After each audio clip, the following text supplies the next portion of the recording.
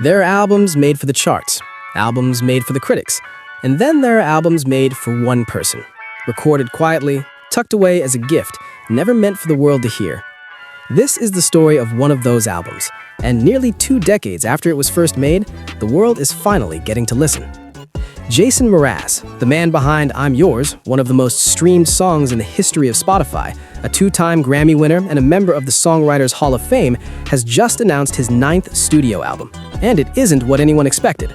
It's a gospel record, a deeply intimate, soul-stirring collection of hymns and devotional songs that he recorded back in 2007, not for a label, not for a tour, not for a fan base of millions, but for his grandmother. The album is called Grandma's Gospel Favorites, and it drops on May 8th, 2026. Before we go any further, if you want to be the first to hear updates on this story and everything else we're covering, hit that subscribe button right now and turn on your notification bell. We drop new content regularly, and you don't want to miss a thing.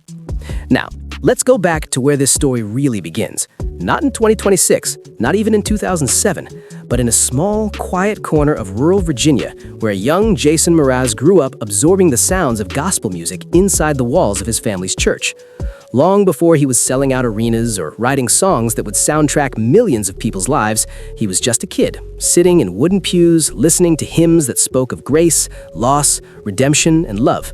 Those songs didn't just pass through him, they stayed. And the person most responsible for planting those musical seeds was a woman named Helen Mraz-Fowler. To the world, she was nobody famous, but to Jason Mraz, she was everything. He called her Nanny Razz, a nickname that carries warmth and personality and the kind of familiarity that only comes from a relationship built over years of Sunday dinners, long conversations, and shared faith. Nanny Razz loved gospel music. And in 2007, when Mraz was already well into his career, riding the wave of early success, he made a decision that said everything about who he is as a person. Instead of buying his grandmother a gift, he made her one. He went into the studio and recorded a full collection of her favorite gospel songs. Not for release, not for reviews, just for her. Just for Christmas morning, when she unwrapped something that no store could have sold her. The voice of her grandson, singing the songs she'd loved her whole life. That kind of gift doesn't have a price tag. For years, that recording sat privately in the family. Nanny Razz passed away, and with her went the original intended audience for these songs, but the music remained. And at some point, Mraz made the decision that felt both bold and inevitable, to share it with the world as a tribute to the woman who shaped him. Grandma's Gospel Favorites is that tribute. It features classic gospel songs that have stood the test of time, the kind of hymns that have been sung in churches across America for generations. Tracks like Old Rugged Cross, one of the most recognized Christian hymns ever written, and Daddy Sang Bass, the beloved Johnny Cash song about family harmony and faith.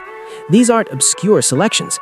They're the songs that generations of American families have grown up singing together. And hearing Mraz's voice move through them brings an entirely new emotional dimension to familiar material. But the album isn't purely a covers project. Mraz has also included 2 original compositions, and this is where the story gets even more interesting. The first is called Peach Pie. The title alone conjures something homespun and warm, the smell of a kitchen, a Sunday afternoon, a grandmother's hands. It's the kind of song title that makes you feel something before you've even heard a note. The second original is When We Die, You Are Loved, a more contemplative, tender piece that speaks directly to the grief and gratitude that comes with losing someone you love. Together, these 2 originals bookend the emotional journey of the album, grounding its classic material in something deeply personal and modern.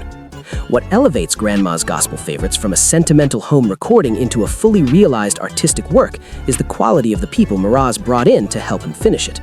Longtime collaborator Noel Toca Rivera contributes background vocals throughout the album. Rivera has been a part of Mraz's musical world for years, and his presence here is a reminder that the best creative partnerships run deeper than professional obligation. They're built on trust, shared history, and genuine feeling. His vocals don't just fill space on these tracks, they add texture and soul to songs that are already loaded with meaning. Then there's Andy Powers, the master luthier and lead designer at Taylor Guitars, who brings a stunning range of acoustic instrumentation to the record. Powers plays mandolin, banjo, dobro, and pedal steel across the album, 4 instruments that collectively define the sonic vocabulary of American roots music. His contributions give the album a warm, lived-in sound that feels perfectly suited to the gospel tradition. There's nothing slick or overproduced about it. It breathes. It moves. It sounds like music made in a room full of people who care about what they're doing.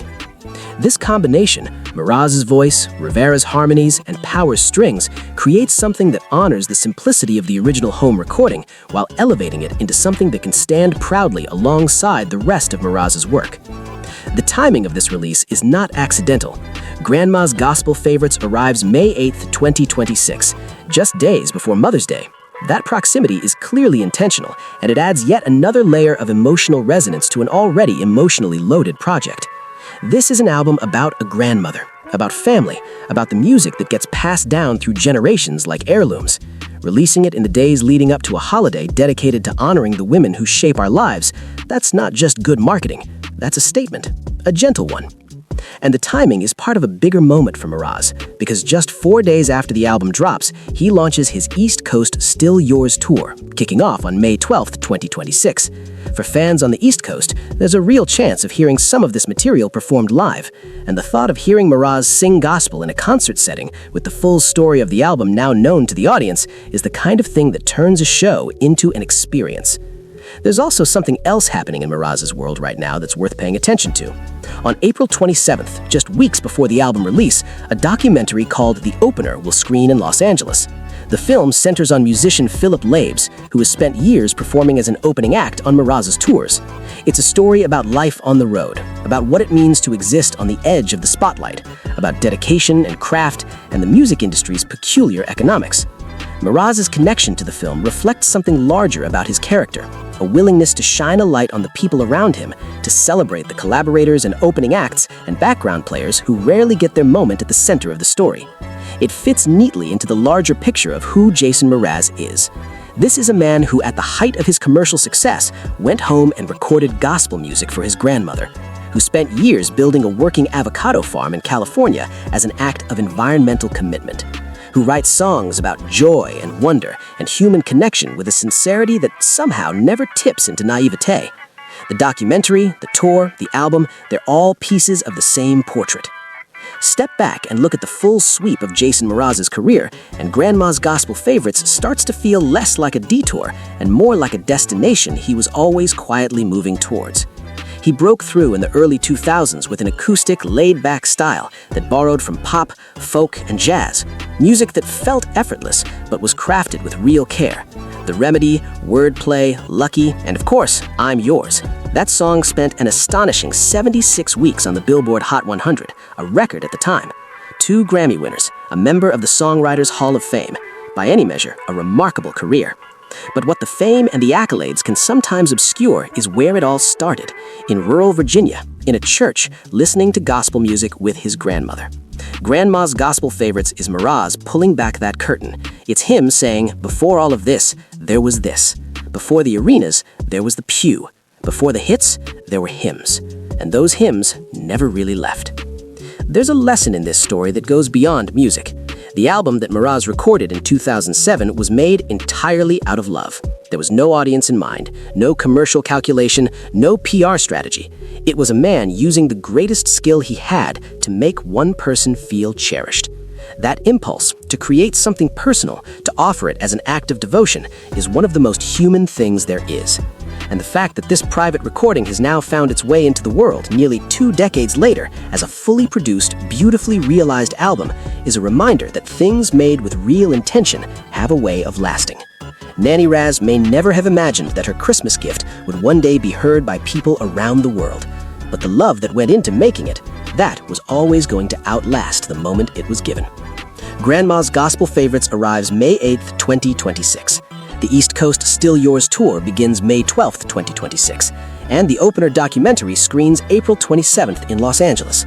It's a full, rich season for one of music's most consistently thoughtful artists, and at the center of it all is a grandmother, a collection of old hymns, and a Christmas morning in 2007 that meant more than anyone knew at the time. Jason Mraz didn't just make an album, he kept a promise to the woman who first taught him what music was for.